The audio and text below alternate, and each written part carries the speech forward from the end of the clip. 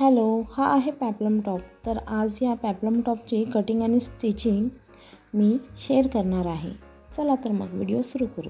Hello नमस्कार। तर मी तुम्हाला आज पेप्लम टॉपची कटिंग आणि स्टिचिंग सांगणार आहे। ही साडी आहे आणि या साडीपासून आज मस्त पेप्लम टॉप बनवणार आहे। तर याच्यामधला मी 2 मीटर फॅब्रिक यूज करणार आहे। आणि हा बघा, हा आहे अस्तर। तर अस्तर 4 मीटर मी घेऊन आली आहे। बघूया आपण आता पहिला तर 2 मीटर याच्यामधला आपण अस्तर सुद्धा लागणार आहे पेप्लम टॉपसाठी। तर तुम्हाला समजलं असेल, पेप्लम टॉपसाठी आपल्याला 2 मीटर अस्तर आणि 2 मीटर मेन फॅब्रिक असं आपण घेतलं आहे। आता मी तुम्हाला साईडला दाखवत आहे, मेजरमेंट देतच आहे। तर बघा, या साडीचा शेवटून व्यवस्थित साडी बघायची आधी, कुठे कपडा खराब तर नाही आहे ना ते, आणि मग घ्यायचं। तर बघा, माझ्या केसमध्ये मुलीची हाईट कमी होती, तर मी काय विचार केला, ही जी बॉर्डर आहे ती खाली न घेता मी ती फक्त जे मी गरारा वगैरे बनवणार आहे त्याच्यासाठी घेणार, कारण त्याच्याने हाईट मोठी दिसते। मध्ये आपण बॉर्डर घेतली तर हाईट कट होते आणि मग मुलीची हाईट अजून कमी दिसू शकते। तर ही एक टिप आहे। तर बघा, इथे मी आता 2 मीटर मोजून घेते पहिलं तर साडीचा फॅब्रिक आणि कट करून घेते। आता हे बघा, हा मी फॅब्रिक कट करून घेतला आणि हा अस्तर आहे बाजूला ठेवून देते। तर साडीचा आपण 2 मीटर फॅब्रिक कट करून घेतल्यानंतर आता मी थोडं मेजरमेंट पाहून घेते आणि आता आपण या पहिला तर अप्पर पार्ट कट करून घेणार आहोत साडीवर। तर बघा, साडीचा जो कपडा आहे त्याची जी छोटी किनारी आहे ती मी खाली घेणार आहे बॉटमसाठी, आणि ही जी मोठी किनारी आहे तिचा यूज करणार नाही आहे। तर त्या साईडने मी असं, हा बघा डबल फोल्ड आहे, 4 फोल्ड करून घेतला। फोल्डिंग साईड माझ्या साईडला आहे। दोन्ही पार्ट आपण मागचा आणि पुढचा एकाच साईडने काढणार आहे। त्यासाठी लागेल मेजर टेप, स्केल आणि चॉक, बस। ओके, तर बघा, ही बॉर्डर आहे ना, ही बॉर्डर सोडून मी वरती असं 13 इंचाची उंची आहे अप्पर पार्टची मला ठेवायची आहे, तर 14 इंचावर घेतलं। 1 इंच शिलाई मार्जिन वरती शोल्डरला जाणार आणि अर्धा मध्ये कंबर स्टिच करायला जाणार, या पद्धतीने। बघा, आपण जसं ब्लाऊजला कटिंग करतो त्याच पद्धतीने इथे पेप्लम टॉपच्या अप्पर पार्टची कटिंग करणार आहोत, म्हणजे चोलीची कटिंग करणार आहोत। तर इथे मी शोल्डर घेतलं 6.5, जे बघा मी खूप साऱ्या व्हिडिओमध्ये सांगितले आहे की इथे मी बोट नेक बनवत आहे, तर बोट नेकनुसार शोल्डर आपले मी घेतले आहेत 6.5 आणि आर्महोलसुद्धा 6.5। आता जेव्हा बोटनेकमध्ये मी नेहमी सांगते की जेवढे आर्महोल तेवढा शोल्डर घ्यायचं। आपली चेस्ट आहे 30 इंच, तर 30 इंच घेतलं आणि त्याच्यापुढे 1.5 इंच शिलाई मार्जिन। त्याच्यानंतर खालीसुद्धा मी 7.5च घेतला आणि 1.5 इंच शिलाई मार्जिन। चेस्टचा 4 पार्ट घेतो ना आपण। आता बघा, ह्या लाईन जॉईंट करून घेतल्या मी। आता 1.5 इंच शिलाई मार्जिन घेतला आहे, कारण ते लूजिंगसाठी यूज होणार। 1 इंच आर्महोल घेऊन त्याला या पद्धतीने आर्महोलचा शेप दिला आहे। इथे पाव इंच थोडं खाली घ्यायचं। आता इथे बघा, मी शोल्डर स्लोप दिले अर्धा इंचावरती आणि इथे नेकची विड्थ ठेवली आहे मी 3.5 इंच, कारण मी बोट नेक बनवणार आहे। तर बघा, आहे असं। आता मी जसं मार्किंग केलं आहे त्या पद्धतीने मी कट करून घेणार आहे। दोन्ही चोलीचे पार्ट आपण एकाच वेळी कापून घेतले आहेत आणि हे दोन्ही पार्ट आपल्याला मिळाले आहेत। तर बघा, या पद्धतीने कटिंग करून घ्यायचं पहिल्यांदा तर। आणि आता बघा, हा कर्व दिलाय ना, तिथून बघा याचा मिडल केला आणि इथे एक लाईन दिली। आता या लाईनच्या तिथून अर्धा इंच आतमध्ये जायचं आहे आणि इथून सुद्धा अर्धा इंच असा शेप द्यायचा आहे। हा झाला आपला पुढच्या आर्महोलचा शेप, बघा या पद्धतीने। तर आधी तर मागच्या पार्टचा आर्महोलचा शेप दिला आहे, त्याच्यावरनं मी कटिंग करून घेतली आणि तो कट करून घेतला। आता बघा, इथे आपण 7.5 घेतलेले आहे, ते का तर याचा मी मिडल करून घेतला किंवा 4 इंच घेऊन टाकायचं आणि पुढे 4.5 इंचावरती टक्स देऊन घेतला। ह्याच्याने काय होणार, कंबरेमध्ये बरोबर तो टक्स येणार आणि एकदम फिटिंगमध्ये छान असं पेप्लम टॉप दिसणार आहे। तर बघा, दोन्ही साईडला आपले टक्स येणार आहेत। हे आहे थोडंसं मी कट करून घेते दोन्ही साईडने आपल्याला समजणार की आपल्याला नेक किती ठेवायचा आहे त्यासाठी. आता हा पुढचा शेप जो मी मगाशी बनवून घेतलेला तो फ्रंट साईडचा आपण या पद्धतीने त्याला सुद्धा कट करून घेणार आहोत. तर आपले दोन्ही पार्ट अशा पद्धतीने रेडी झाले आहेत आणि याच मी अस्तरसुद्धा कट करून घेतला आहे सेम. आता बघा हा जो उरलेला कपडा आहे तर मी तुम्हाला आधीच सांगितलं मी हे खाली जी किनारी आहे छोटीवाली त्याच्यामध्ये बॉटमचा पार्ट बनवणार आहे बरोबर. तर बघा 13 इंच आपल्याला वरती चोलीचा पार्ट आहे तो सोडून मी इथे 30 इंच मोजून घेतलं आणि त्याच्यामध्ये बघा किनारीच आहे म्हणून मग मी इथे फोल्ड करणार नाही. तुम्ही जर किनारीवाला कपडा नसेल तर 1 इंच एक्स्ट्रा घ्या फोल्डिंगसाठी. आता याची विड्थ कशी घ्यायची बघा, मी इथे फक्त अर्धा इंच वाढवून घेतला याच्यामध्ये आणि जेवढा आहे तेवढा मी कट करून घेते. आता हा पूर्ण जो आहे तो 20 इंच आहे बघा. डबल फोल्डेड कपडा होता आणि दोन्ही पल्ले आपले एकाच वेळी कट झाले आहेत. तर हे बघा घेरा कसा घ्यायचा तर जी आपली कंबर आहे ना त्याचा 4 पार्ट एक्स्ट्रा घ्यायचा म्हणजे 4 पटीने जास्त कपडा घ्यायचा किंवा 3 पटीने. खूप वेगवेगळे प्रकार आहेत. कमी घेरा पाहिजे असेल तर त्याच्यासाठी सुद्धा आहेत. आता अस्तर बघा मी इथे कटिंग करून घेतलं आहे आणि अस्तर ना नेहमी 2 इंच कमी घ्यायचा मेन फॅब्रिकपेक्षा. ओके. तर आता आपण स्लीव्स कटिंग करून घेणार आहोत. तर स्लीव्ससाठी बघा मी ही मोठी बॉर्डर यूज करणार आहे. आता मोठी बॉर्डर ने ना स्लीव्स जर तुमच्या क्लायंटचे दंड छोटे असतील स्मॉल असतील ना तर ते मोठे दिसण्यासाठी पण मदत होते मोठ्या बॉर्डरमुळे. तर बघा मी इथे काय करते 3 इंचावरती आर्महोल म्हणजे कॅफाईड दिली बघा. उंची घेतली मी 10 इंच त्याच्यामध्ये 1 इंच शिलाई मार्जिन. त्याच्यानंतर इथे 2 इंच कंपल्सरी घ्यायचं. इकडे 3 इंच कॅफाईड घेतली आणि स्लीव्सचा शेप दिला आहे.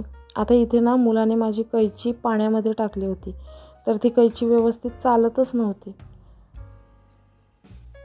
तर लहान मुलं असले ना तर खूप व्यवस्थित ठेवायला लागतं सामान. हे बघा या पद्धतीने स्लीव्सची कटिंगसुद्धा झाली आहे. आता मी त्याचं अस्तरसुद्धा कट केला. खाली बॉटम स्लीव्सचा घेरा करून मी तो कट करून घेतला. आता हे सगळे पार्ट मी काय केले स्टिच करून घेतले. हे बघा फक्त काही नाही आपण जसं ब्लाऊजला जॉईंट करतो त्या पद्धतीने सर्व पार्ट जॉईंट करून घेतलेत अस्तर आणि मेन फॅब्रिक. तर बघा आता हे आर्महोल जास्त आपण जो अर्धा इंच कट केला आहे तो आहे मेन फ्रंटचा पार्ट बरोबर. तर तो आधी व्यवस्थित करून घेते कारण आपण अस्तर जॉईंट केल्यानंतर कधी अस्तर जास्त असतो आणि मग तो मी कट करून घेतला या पद्धतीने. आता बघा मला नेक फ्रंट साईडला आपण कॅनव्हासचा नेक बनवतो. आता इथे 3.5 इंच मी रुंदी घेतली आणि 4 इंच उंची. पण बघा हे ना मेन पार्टवरती मी कट करत होते तर असं नाही करायचं. ते खडूचं निशाण राहतं ना मग काय केलं मी उलट्या साईडनी घेतलं 3.5 इंच रुंदी आणि त्याची हाईट ठेवणार आहे मी किंवा लांबी ठेवणार आहे नेकची 4 इंच. आता इथे 1.25 इंच किंवा 1 इंच असं घेऊन असा गोलवा शेप दिला आहे मी. तुम्ही कुठलाही देऊ शकता. मी इथे गोल बनवायचा होता मला. आता इथे हा चिपकणारा कॅनव्हास आहे तर हा कॅनव्हास घेतला आणि ह्याच्यावर असा ठेवून घेतला. आता ही एकदम सोपी पद्धत आहे की जस्ट आखायचं आणि ठेवून घ्यायचं आणि 1-1 इंच बघा एक्स्ट्रा ठेवला आहे मी कॅनव्हास बाहेरच्या साईडला आणि ड्रॉ करून घेतला सिंपल. तर बघा असं ड्रॉ करून घेतल्यानंतर पुन्हा चेक करायचं किंवा तुम्ही डायरेक्टसुद्धा करू शकता कॅनव्हास. आता 1-1 इंच मी कॅनव्हासची पट्टी केली आणि इथून मला थोडा मोठा वाटला म्हणून मी चेक केला, तर थोडा 1/2 इंच वाढला होता आणि 4 इंचावरती हा नेक कट केला आहे. जरी 4.25 इंच घेतला असता ना तरी चाललं असतं. तर बघा इथे कॅनव्हास पट्टी आहे ना, हे चिपकणारं कॅनव्हास आहे. तर ते मी काय केलं बघा, इथे वरती एक अर्धा इंच लाईन आखून घेतली आणि या पद्धतीने कट करून घेतला.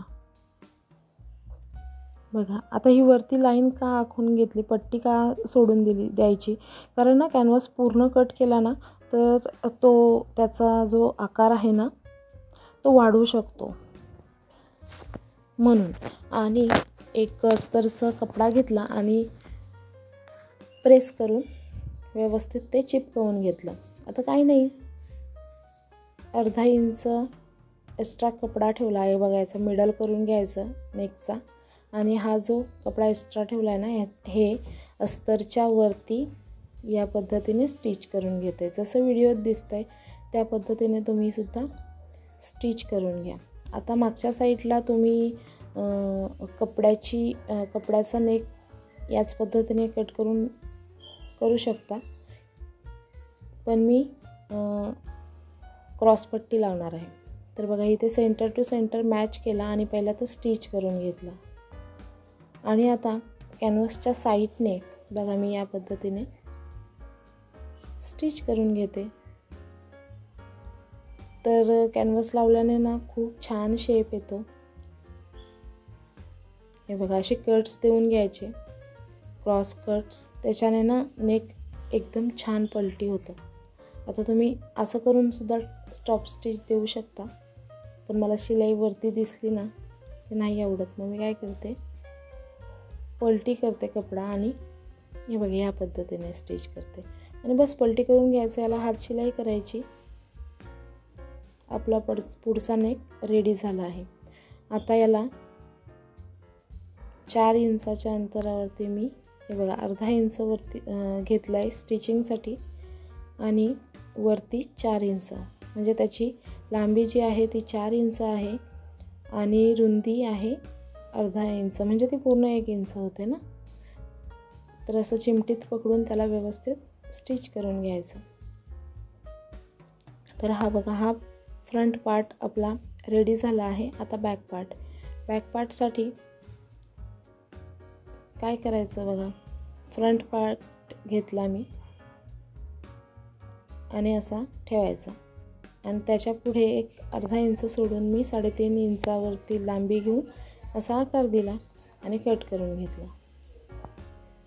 आता ह्याच्यासाठी ना मी अस्तरचाच कपडा घेतला आणि त्याची क्रॉसमध्ये अशी क्रॉसपट्टी तयार केली आणि मग बघा आपण जसं नेकला ब्लाऊजच्या जॉईंट करतो त्याच पद्धतीने जॉईंट करायचे. पुन्हा ते गोलवा आकार देण्यासाठी त्याला कट देऊन घ्यायचे आणि ती पट्टी फोल्ड करून अशी त्या पट्टीवरच शिलाई आली पाहिजे अशी स्टिच करून घ्यायची. बघा ही शिलाई आल्यानंतर काय करायचं, आता हा फ्रंट पार्ट घेतला आहे मी आणि हा व्यवस्थित असा ठेवून घ्यायचा जसं व्हिडिओत दाखवलं त्या पद्धतीने. आणि बघा किती छान पद्धतीने आपण ती पट्टी नंतर फिनिशिंगमध्ये आता इथे डबल स्टिच लावून घ्यायची. आणि बघा ही जी पट्टी आहे याच्यावर सुद्धा तुम्ही खाली हात शिलाई करू शकता. मी डायरेक्ट स्टिच करून घेते. हे बघा या पद्धतीने स्टिच करून घ्या.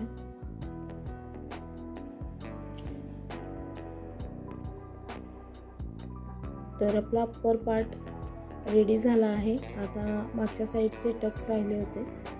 तर बघा मी जिथे आधी आपण नॉचेस देऊन घेतलेले त्याच्यामुळे लगेच इथे आपल्याला टक्स कुठे मारायचे ते समजतात, किंवा मग शोल्डरचा मिडल करायचा आणि टक्स देऊन घ्यायचे तसंही चालतं. तर दोन्ही टक्स मारून झाले आहेत. आता स्लीव्ससुद्धा मी जॉईंट आधीच अस्तरला जॉईंट करून घेतलेले, फक्त जी फ्रंट साईड आहे ती बघून घेतली मी कारण ह्या लहान लहान गोष्टी आहेत पण इम्पॉर्टंट आहे. आणि बघा या पद्धतीने एक आहे स्लीव्स लावायची पद्धत, पण तुम्हाला नसेलच समजत ना, तर काय करायचं, सरळ सेंटरपासून सुरू करायचं आणि जॉईंट करून घ्यायचं. तर बघा मी ही एक पद्धत तुम्हाला दाखवते. मी या पद्धतीने करते की पहिल्यांदा तर मोजून घेते आणि मग नंतर डायरेक्ट स्टिच करते. बघा व्यवस्थित आलं आहे. आता दुसरी साईड बघा तुम्हाला दाखवते. मिडलला ठेवलं आहे, सेंटर टू सेंटर मॅच करायचा आणि या पद्धतीने स्टिच करायचं. ह्याच्याने सुद्धा स्लीव्स जर जास्त कपडा असेल ना तर तो व्यवस्थित आपल्याला समजतो आणि मग तो एक्स्ट्राचा कपडा कट करून घ्यायचा. आता बघा इथे जो एक्स्ट्रा कपडा आहे तो मी या पद्धतीने कट करत आहे. आता काय करायचं, स्लीव्सला डबल शिलाई देऊन घ्यायची. जेव्हा आपण स्टिचिंग करतो ना तेव्हा प्रत्येक पार्टला डबल शिलाई करायची आणि अशा फिनिशिंगमध्ये आपला हा अप्पर पार्ट रेडी झाला आहे. आता बॉटमचं काय केलं मी, दोन्ही साईडनी अस्तर जॉईंट करून घेतला, फक्त खाली जी साईड आहे ना ती सोडून घेतली. आता इथे मी एक अर्धा इंचाच्या प्लीट्स बनवून घेत आहे. हे बघा या पद्धतीने. तर आधी मी या टूल्सचा वापर करून फोल्ड करत होते पण खूप वेळ लागत होता. मग मी काय केलं, हातानेच अशा प्लेट्स बनवत गेले एकसारख्या. आणि बघा इथे मी अप्पर पार्ट मोजून पण घेत आहे कारण आपले कमरे एवढेच आपल्याला त्या प्लेट्स बघायच्या आहेत. तर मग मी इथे पूर्ण प्लेट बनवून घेते. तुम्ही आत्तापर्यंत जर माझा व्हिडिओ पाहत असाल तर माझ्या चॅनलला सबस्क्राईब करा आणि हा व्हिडिओ आवडला असेल तर लाईक जरूर करा. तर बघा इथे पूर्ण अशा प्लेट्स देऊन झाल्या आहेत आणि मी इथे मोजून घेत आहे.